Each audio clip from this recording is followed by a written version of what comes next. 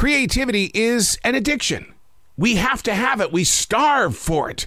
At the same time, we're also pushing it away because we think that creativity is an evil monster.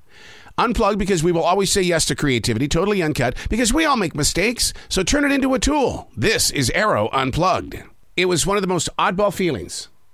I was stepping free of my wife's car to jump into my F-150. Last night we were coming back from a movie premiere, and the Christmas music was playing at this strip mall, but there was nobody around to listen to it. Everything was completely lit up in decorations, but there was nobody around to fall witness to it. Instantly, I had a flashback to March of 2020. Easter was on its way, and I remember that this is where we walked when the lockdown was taking place, because you couldn't be with people. They didn't want you to be with people, so we tried to locate areas where people weren't walking around. And I remember there was also music playing, and on the windows of all of these businesses were these things that were promoting Easter. And it was cold and lonely then, just like it was cold and lonely last night, and yet we're not anywhere near a lockdown. But it was one of those things that you hold inside your heart very tightly, because you wonder, why was I in this position of reminder? What place was it serving? And what am I supposed to learn? And I remember turning to my wife last night and I said, we have to come back here. And she says, why? I said, there's something here that's speaking.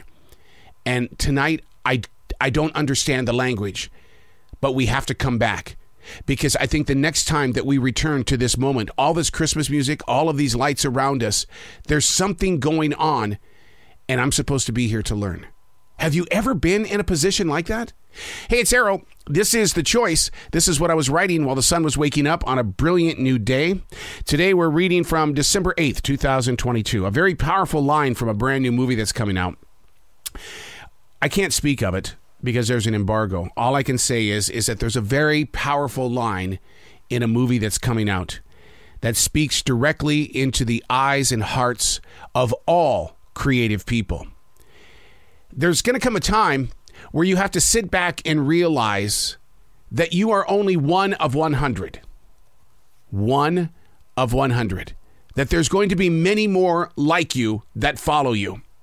And that in your moment of now, where these decisions that are being made are based on, well, what am I going to do now? You have to understand that what you have created as a creative mind or as a creative person, even in the kitchen, what you have created will be given a rebirth down the road. When somebody picks up a photograph, when somebody picks up maybe some music, maybe something that you've put up on YouTube, but when they revisit it in the years ahead, your rebirth will take place. And in the eyes of those that you will never meet, something very powerful will happen in them. They will be inspired just as you have been inspired. You've done all you can to become who you are, but you're only going to be one of the 100. I sat there when I heard that, and it really felt like that an answer was handed to me. Because I've wondered during these 43 years of broadcasting, what are we going to do with all this? How am I going to distribute it? Am I supposed to? What about all of this daily writing? So far, it's 28 years of all of these hard-covered journals. I totally got into what the character was saying, and I instantly thought of my podcasts. As of this date, there are literally thousands of episodes that feature so much of what I've been gifted to share. And there is that little hidden fear inside. What are we going to do with all this? It's a great picture that each and every one of us as creative people carry. A lot of backstories that other people do not know. I was with Mark Myers yesterday. He's a music historian. He said creative people are tortured souls. They somehow figure out a way to turn it into a story. And those that are passing by into it.